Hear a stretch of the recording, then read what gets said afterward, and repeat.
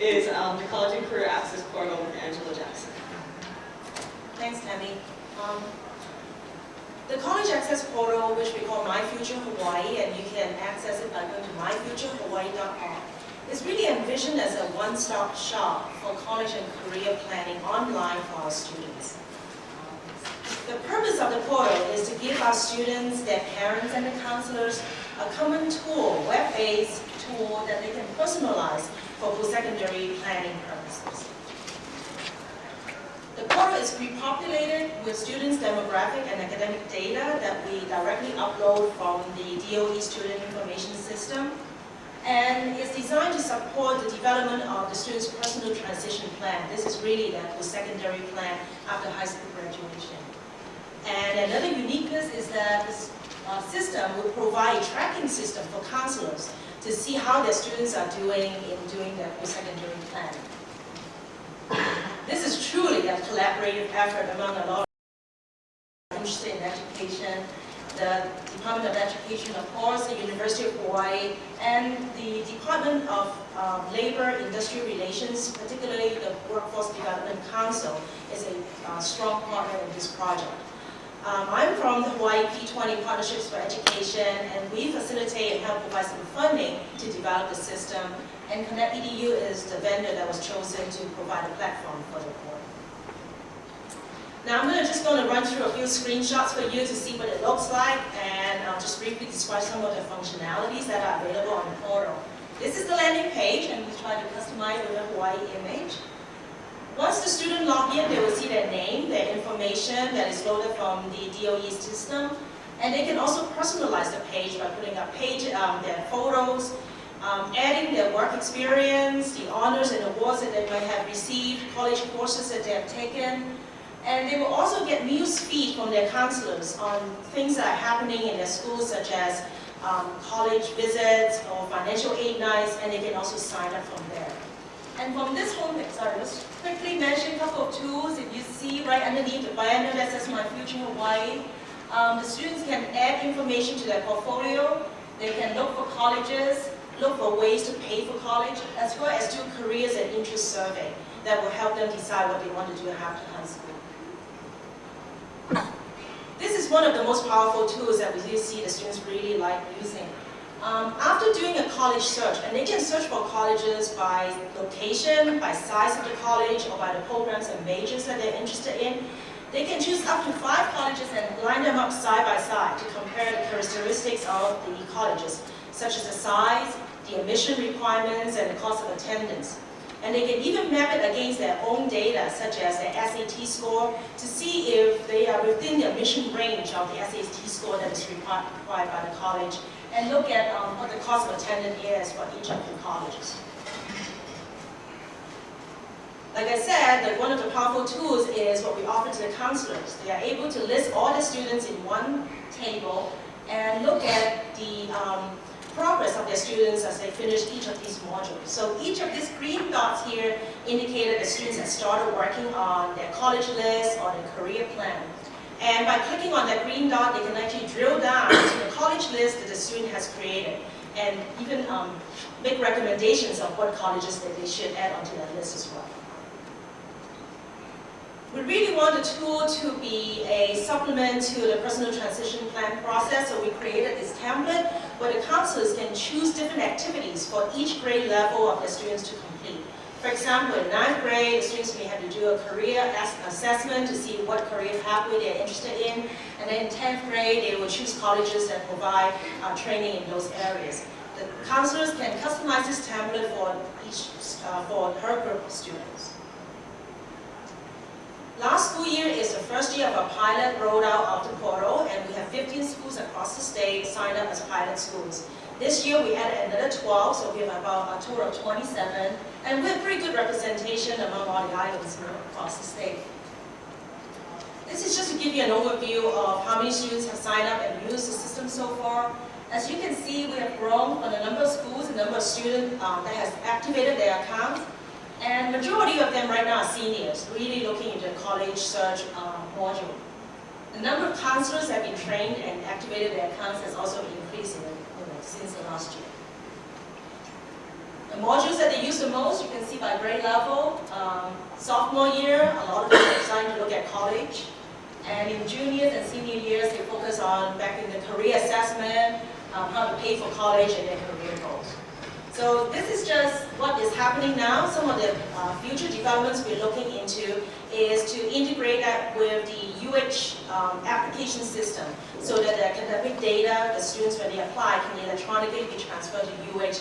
So that will bypass the necessity of having a transfer being mailed in the mail to the university campus. Fastest presenters ever, welcome. Wade Arakaki is going to be talking about the one-to-one laptop initiative at Parker Elementary. Hi. This is basically, I want to just tell you the Parker story about how we integrated the one-to-one computer technology with our students over at Parker Elementary. Can you go back and show the results? The results are pretty amazing. Okay? I took over as principal in 2003, 2004. At that time, we were at 11% on the Hawaii State Assessment in math, 11% proficient, and only 26% proficient in reading. So we were one of the lower scoring schools in our district and complex. We were a school that is high needs, up to 70% at or below the poverty level. We had a really diverse ethnic mix of kids. The results show that we went from there in 2003-04 to in 11 and 12, 88% in reading and 85% in math. And a lot of it is due to the technology that we used starting in 2008, 2009, when we started to pilot our one-to-one program. Okay, just where we started again. When we took over, we tried to organize our school, get discipline down. We tried the traditional method to try and reach our kids and get them to a better place. We had some success, but we started to kind of hit a wall and our scores started to kind of flatten out. So we decided to look at different ways to reach our students. And we started to look at the data and the research that's available, and these kids that we have now are all what they call millennial babies. So they're wired different, okay? When you go and talk to them, even if you know it's correct and you're the teacher and they're supposed to listen to you, you're boring. They don't want to hear you. Okay, yet you put a computer or you put a screen in front of them, and it's an excellent tool. Okay, so in 2007, 2008, I was approached by a group of teachers, my grade 3. They wanted to try a one-to-one laptop program because they wanted to increase the amount of technology used in the class. We decided to take a chance and we purchased some computers. How I got the money, all different kind of funding sources, private funds, grants, we scratched it up. So if you folks have money out there, you want to donate it to schools, please feel free to do so. But we found a way to provide our third grade teachers with laptops one-to-one for our kids. So we rolled that out, and the next year, lo and behold, we moved it.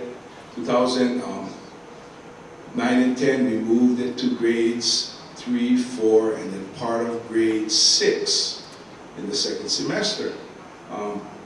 Then what we did was we took an inventory of all the computers on campus. And we found out that, with all this movement towards technology, if we broke apart all of our computer labs and our mobile labs and everything, we had enough computers for every kid to take one home.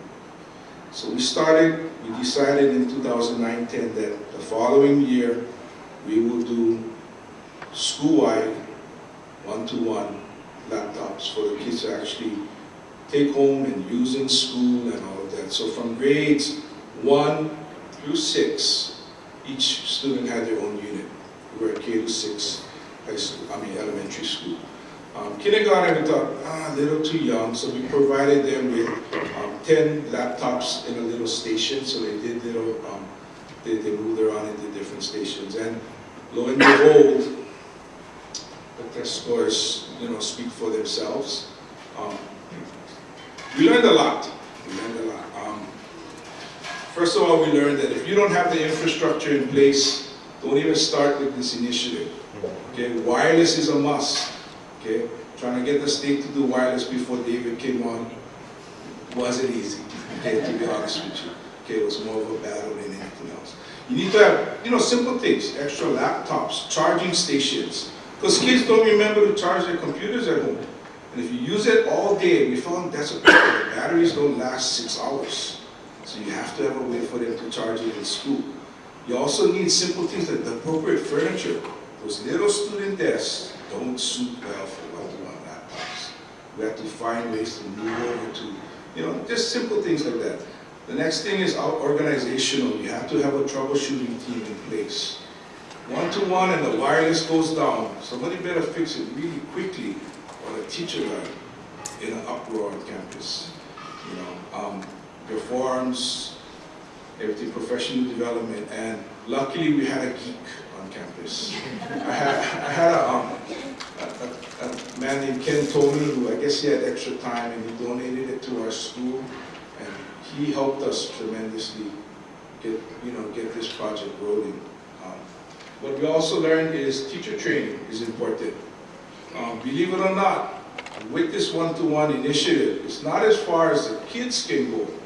Actually, we found that the adults held back the kids at times. It wasn't the kids holding it back, it was the adults. Because those millennial babies are much more comfortable on the computer than their baby boomer teachers. Okay, to be honest. The next thing we found out that parent involvement also is parent involvement and training is a must. We were kind of worried because trying to get parents to come to parent conference and open house, it was like nobody would come. But when you mentioned one-to-one, that the kid would be able to take this computer home, but you have to come to a meeting and sign all the papers, and 90% came. And the rest we were able to track down. It kind of shocked us, but they do. And these kids, really care for their computer. Attitudes need to change.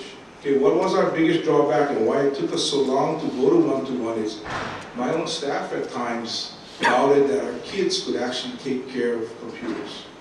But lo and behold, in 2 years going full campus one-to-one, we had 6 computers break.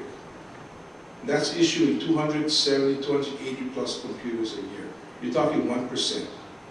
That first year was when a kid was charging his computer and his dad tripped over the cord and the LCD screen cracked. Another one, the computer was on the seat of the car and the brother sat on it and cracked. Things like that. We had one claim to be lost or stolen, but the losses were minimal. You'd think you'd get a lot more breakage than that. So we even found out that we didn't buy insurance on these computers because they don't tell you those. Tech companies like to sell you the insurance, but it's almost a third of what the computer costs. So if you don't have 33% breakage, don't buy the insurance. It's not worth it. So parent training, trust and attitude. And then the next is, you gotta look at the different programs that you use. There's no magic bullet out there. There's no one program that works for every kid at the school. So you have to look at different programs. And some programs will work for certain grade levels and certain students, and some won't. My teachers actually brought a lot of the programs into the school by doing the research on their own, doing trial runs with their class and sharing with the rest of the school, and it's creating that mentality of technology and embracing the technology throughout the school, and it took a few years to do it. Third and fourth grade started, and they sold it to everybody else, and then lo and behold, everybody, actually, when we found IXL, which is an excellent math program, my counselor found it online and tried it with the kids that she was doing target intervention with. So the next thing we found out that you really need to do, and this is for the leaders at the school, is you need to monitor and you need to really support the program. You have to provide professional development for the teachers. It's not enough to just tell them, you need to use the computer more, because some of them are really hesitant and afraid. It's not that they don't want to, they may not know how to. So we provided that professional development and support. Also the technology support and training, that's why it's important to have a geek at school that can help you with this. And then a lot of times I had to kind of force the issue a little bit and mandate that there be usage of the computer in class, and even move different teachers around so that they could lend support. For example, provide a sub for one grade level teacher so they can go into the class to help another get their class on board. Because if you don't provide that equal access, the parents complain. You know, if you have 2 second grade classes, one uses a computer every night, the other one doesn't, I get calls. You know, I thought you moved me to computer. You know, oh, okay, I'm sorry. So we do that, and you need to provide them time for collaboration. We have to find ways to build in time for them to plan and learn how to use the computer. So we took all of our counselors and everybody who didn't have a class, and we created a schedule where every 8 days the teachers were provided release time for 6 hours, the whole day, so they can work in data teams, look at the data, learn how to use the computers, and get better at it. So it's something that you really have to look at, focus. And the last thing we've learned is you need to really align all of your resources and be smart about it. When we decided to move into this technology, we stopped buying textbooks. Okay, we stopped buying textbooks because we were no longer textbook driven, we were standards driven. And the textbook was just a way to get to the standards. But you still need a textbook because you want to follow that. So we were the beggars. We had the old open court, and we'd look online to see what school was throwing away their textbooks. And I have a truck, so I would go and get it. You know? So you have to just align everything towards the technology and make sure you budget correctly. But it can be a very powerful tool, but it is only a tool for the teachers. It doesn't replace the teacher. Don't get me wrong, the teachers are still very important, but it's a great way for them to differentiate, for them to, if you don't know what that term is, deal with kids at their own level. To give the same lesson, but at different levels to meet kids' needs. And that's what basically we're looking for. The technology helps you, reach the kids at the level that they're at and push them up. Okay. Thanks, Wade. Randy and Porras-Tang, principal at Waialua High and Inter. Hi, I'm from Waialua High and Intermediate, and if you've been to the North Shore, you probably went to Haleiwa and you bypassed Waialua. But if you're ever going to Clinton Point and you're going towards Waialua, we're the school, the last building on the left. So most people think we're part of the Kauai district or something else, but so we're rural. People, I've had people say like they're from Waialua, and they say, now where are you located exactly? So we're a very kind of isolated community, rural, and if you think of a school like Ka'u or Kohala, even though we're on Oahu, we're a school that's geographically isolated. So we have 7th through 12th grade. Our lowest enrollment was 550 kids. Our highest enrollment right now is 635 odd some kids, and we've gone up to 650. We have 40% free and reduced lunch, which means that 40% of those kids will qualify and income-wise to go to the cafeteria and eat breakfast and lunch and either free or reduced of like 30 cents or something every day. So we have a high population of those type of students. The size of, we offer our courses, actually is a godsend to have the courses that we can offer like through online or through technology. And one of the ways we do it, my first question is it free and do I have to pay for it? One of the slides that I have up there, the first one, that's not my slide. No, that's not my slide. Oh, I'm sorry, the other one. Yeah, sorry, that didn't look familiar because I forgot to integrate it. But what you show up there are what the programs that we use for our students. Now, our school is really small, so it's very hard to offer students all the courses they need. And one of the reasons we do it is equity, accessibility, alternative options for kids who need to be successful, and how to support student learning. And again, what is the cost? One of the things that we found is we had some mass exodus from our school at one point when our school was small because we couldn't offer the courses to our students. One example is this year, our AP English teacher left, advanced placement, which is a college level course. And so parents called me, and you can't just teach it, you need training. And the option was, you can go to Lelehua, you can go to Kahuku, or you can take it on eSchool.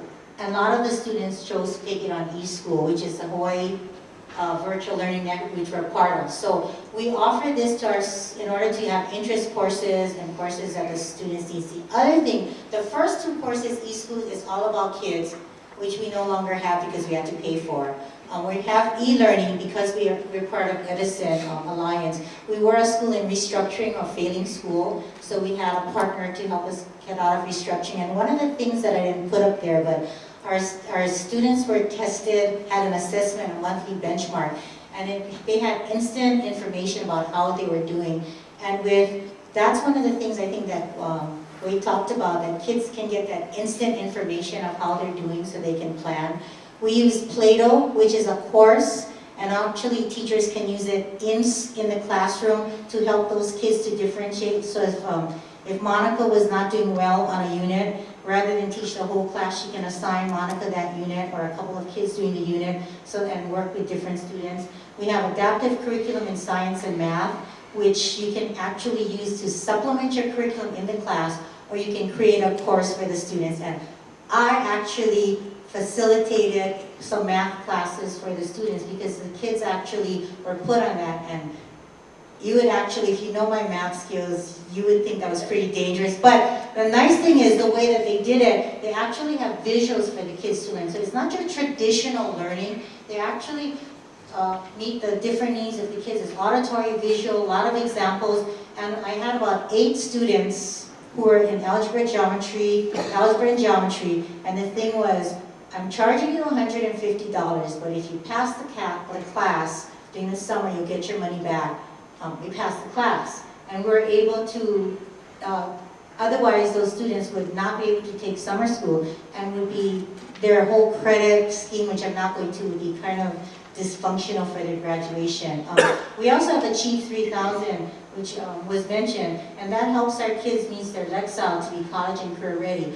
All of that helps the students advance either for their classes or credit-wise.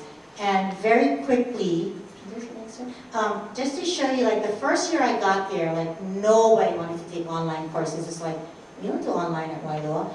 And we had 4 students enrolled in online, and they had to pay because there's a lot of like BYU Hawaii, BYU Provo, University of Wisconsin. They offer online learning to students, and it's about $450 a course.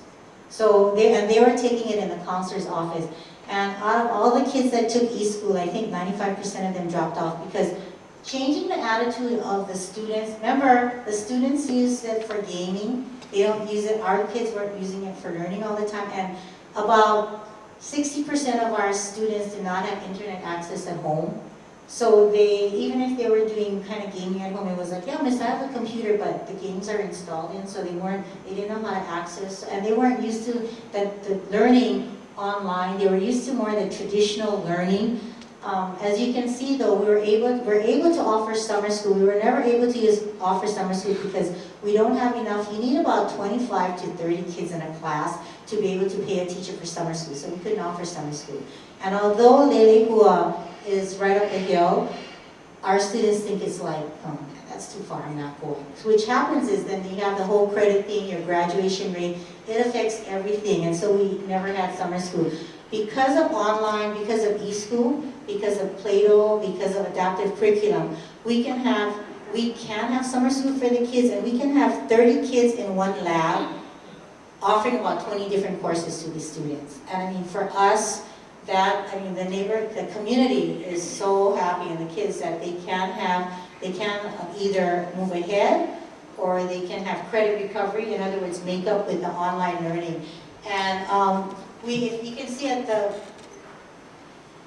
I'm sorry, that must have been my other side, but let me just tell you what it didn't show up there, but we have from 2009 to 2012, We had 127 students enrolled in e-learning and 64 students enrolled in Play-Doh. And because we can't afford to offer courses to students, they're either going to leave. I mean, it's like a business, right? If you can't offer the customers what they want, they're out of there.